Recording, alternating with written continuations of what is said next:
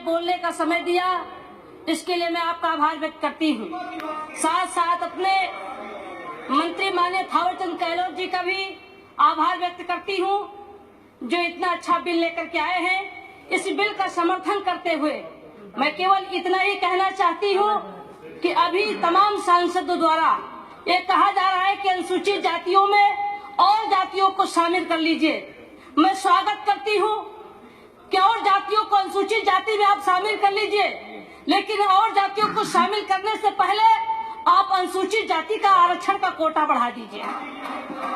हमारे देश में बाबा साहब डॉक्टर भीमराव अम्बेडकर जी ने 1950 में अनुसूचित जात अनुसूचित जनजातियों के लिए 22% आरक्षण लागू दिया था, लेकिन 22% आरक्षण में मात्र 19% आरक्षण केवल अनुसूचित जाति को मिल रहा है, बाकी अभी तक लागू नहीं किया गया।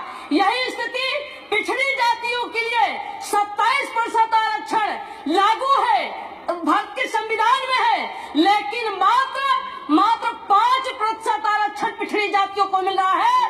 22% आरक्षण आज तक ये कांग्रेस पार्टी के लोगों ने लागू आखिर क्यों नहीं किया? ये केवल जब हमारे देश में जब वोट की बात आती है तो अनुसूचित जात, पिछड़ी जात, जनजातियों का वोट लेकर के इस देश पर राज करते हैं। लेकिन हमारे समाज के लोगों को क्या दिया है? मैं बताना चाहती हूँ कि बाबा साहब डॉक्टर भीमराव अम्बेडकर जी भारत के संविधान बनाने में अपने को बलिदान हो गए, लेकिन ये कांग्रेस पार्टी के लोग बाबा साहब को बुरी निगाहों से देखते रहे।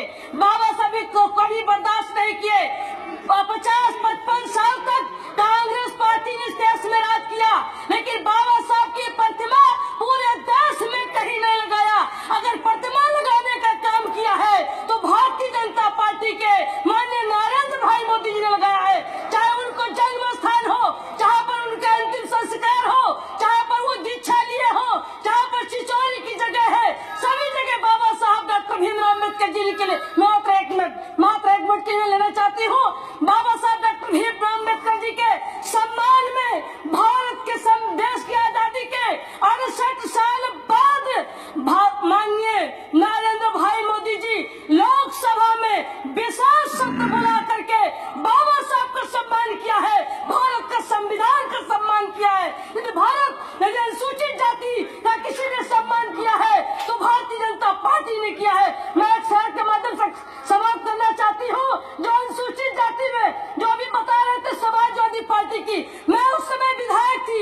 मैं कहना चाहती हूँ कि जिस तरीके से अनुसूचित जातियों के साथ में अत्याचार कर रहे हैं, ये उत्तर प्रदेश की सरकार लगातार हनन कर रहे हैं।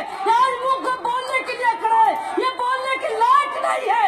ये कांग्रेस पार्टी हो चाहे समाजवादी पार्टी हो, मैं एक शहर के माध्यम से मैं कहना चाहती हूँ कि कभी चेयरमैन से इधर जाके तो कभी चेयरमैन से इधर जाके कभी कांग्रेस कभी सपा विरोध करती है, राज्यसभा विरोध करती है, तो कभी लोकसभा विरोध करती है। चेयरमैन में न कांग्रेस झांके न सपा झांके। इन्हीं शब्दों के साथ जज साहब के शहादत को क्या पूछिए अपने भाई। धन्यवाद।